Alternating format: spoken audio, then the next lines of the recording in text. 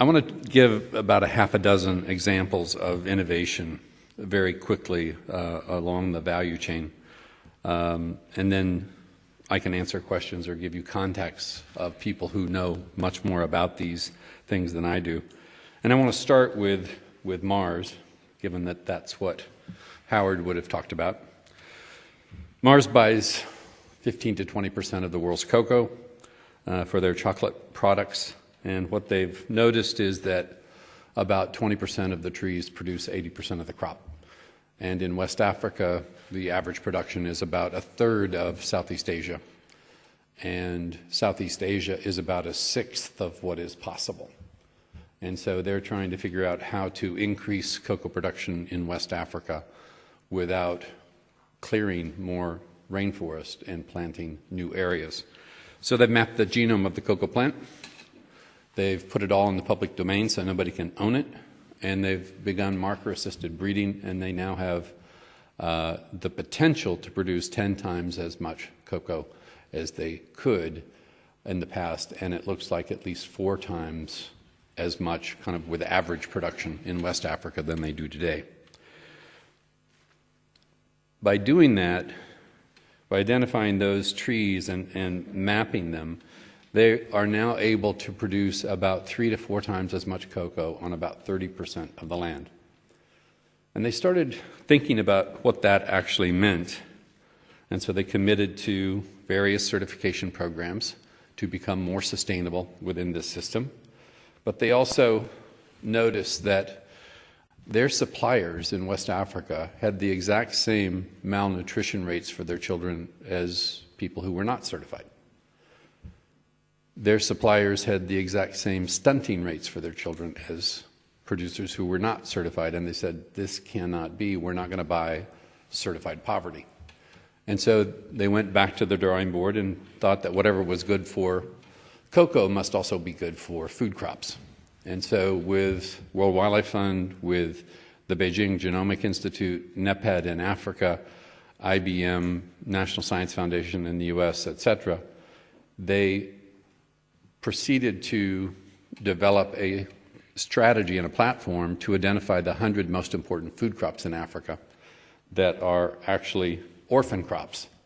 And those food crops then they committed to paying to map so that they could all increase productivity 2, 3, 4, 5 times, because none of these crops have actually benefited from even basic plant breeding that has happened in many other parts of the world. So the first 25 of these crops have been mapped already, and the next ones are in line. And now India has approached Mars about doing the same thing on the subcontinent with the 100 most important food crops in India. This map shows the relationship of child mortality and land degradation. So one of the things they're also looking at is how to improve productivity on the lands that are currently used. But if you remember the first map, by using 30 to 40% of the land for cocoa and 30 to 40% of the land for food production, that leaves 20% of the land for nature. And it means they can also take out the least productive land, the more marginal land, and put it back where it can do more good in terms of wildlife corridors, habitat, etc. These are some of the orphan crops that are being mapped as a part of this work, and all of that mapping is being put in the public domain. And 50 plant breeders a year are being trained in Africa to actually use marker-assisted breeding to help bring the results of the mapping to fields of farmers.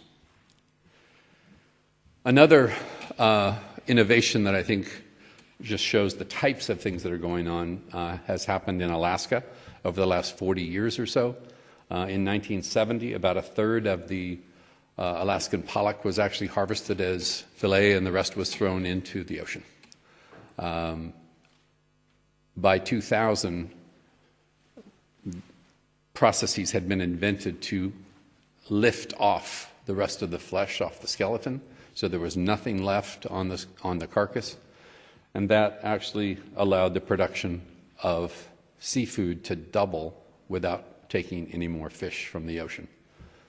And the third part of the fish was then used for fish meal and fish oil, which was then used to feed other fish and other animals as part of their feed regimes. But basically, this system, just focusing on processing, allowed a doubling of production without taking any more fish. I mentioned Tetra Pak earlier. Tetra Pak is interesting because as they've started to look at where the carbon emissions are in their supply chain, they realized they couldn't work on just what they control themselves. And so they developed a program, a voluntary program with their largest supplier in Brazil, Klabin, and they buy tons of pulp and paper and tons of carbon from the same supplier. And eventually, if we can see this system going to scale, we could bring one externality into pricing, which is carbon, bring it back into pricing for tons of pulpwood. IKEA is the second largest buyer of cotton in the world, about 2 to 2.5% of global cotton.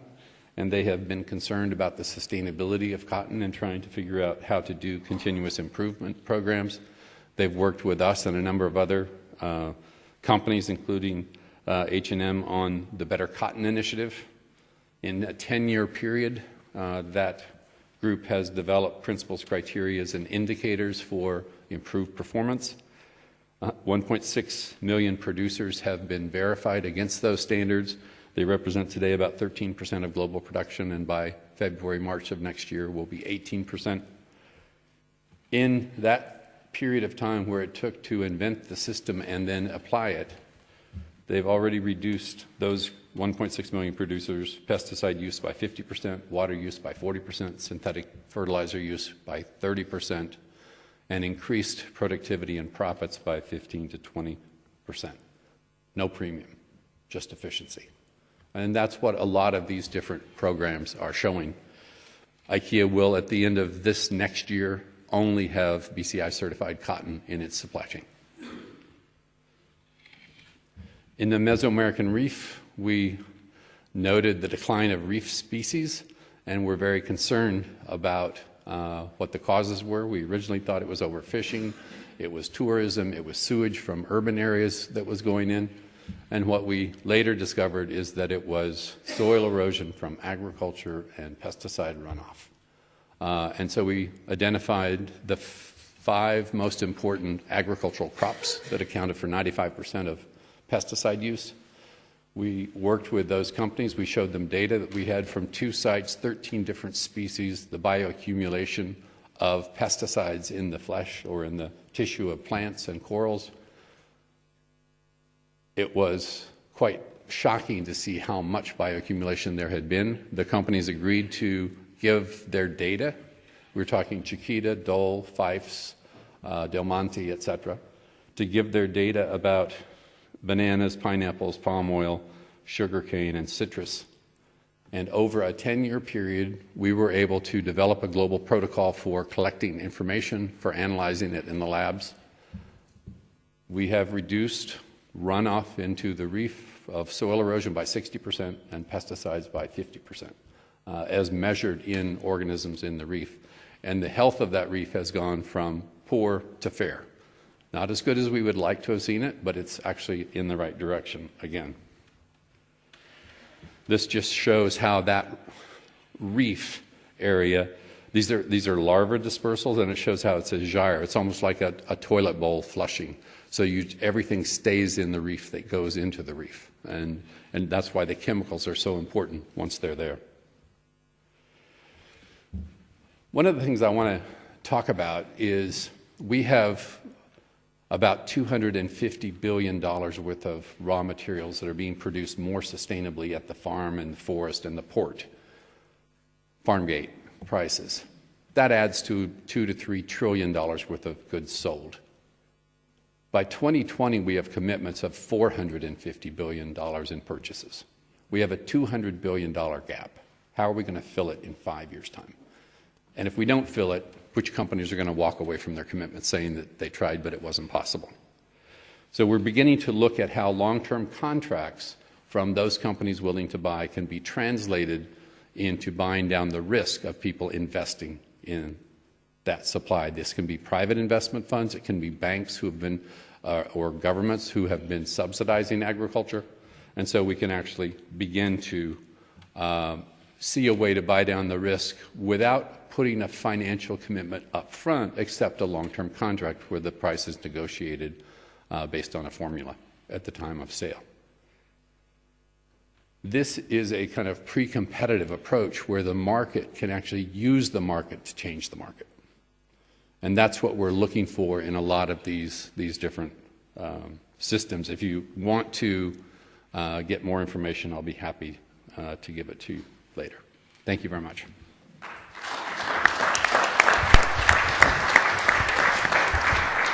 All right, thank you, Mr. Clay. Maybe it's a detail at the moment, but you touched upon the cotton issue and mentioned IKEA shifting to certified cotton, but my question is why not actually shift to forest-based textile fibers, because there are actually ways and concepts to actually bypass cotton and start from wood.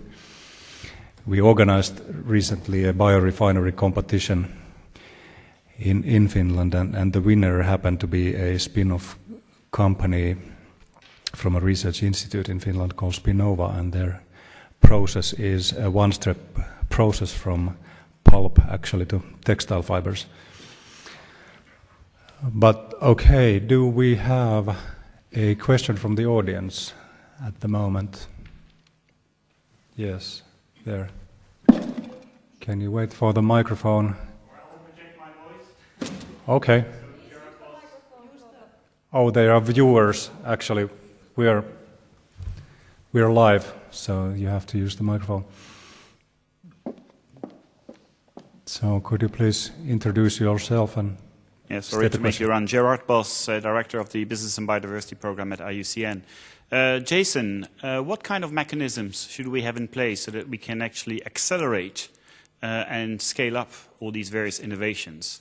Is it about natural capital approaches? Is it about the enabling environment? Is it about projects about shared risk and joint opportunities? Or is it a project that we are doing together between IUCN Netherlands and WWF Netherlands on shared resources, joint solutions, focusing on some ecoregions? Well, it's probably all those things. But I think the innovation and individual problem solving that smart people do within institutions is the germ from which all this grows. And then the question is, how do we use the technology of today to spread information more quickly? How do we have more open source databases? How do we connect people who are innovative in their own context but don't talk to each other?